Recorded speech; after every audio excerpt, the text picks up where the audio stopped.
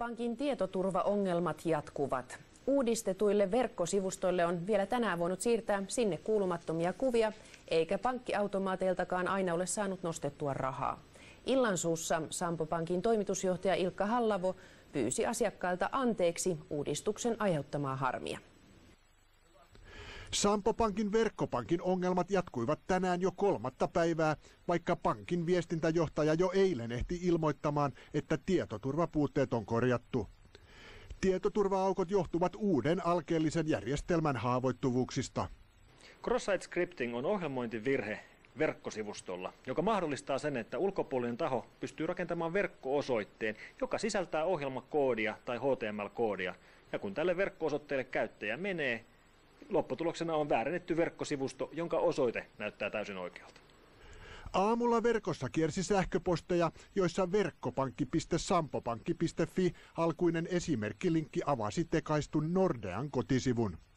Kun vielä iltapäivällä pankin sivuille pystyi siirtämään videoita ja avaamaan kuvia, heräsikin monilla kysymys, mitä muuta sivuille pystyy tekemään.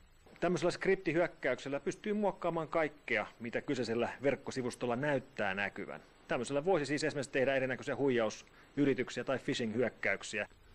Hyppösen mukaan Sampo Pankista löytynyt tietoturva-aukko on Suomessa ennen kokematon.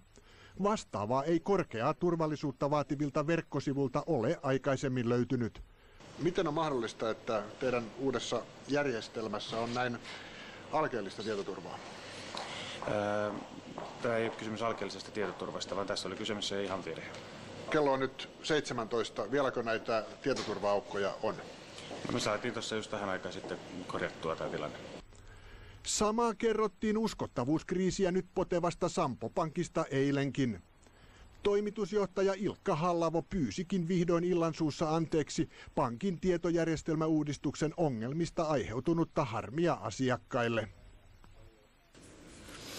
Kuluttajavirastoon on tullut jo joitakin valituksia Sampo Pankin takkuavista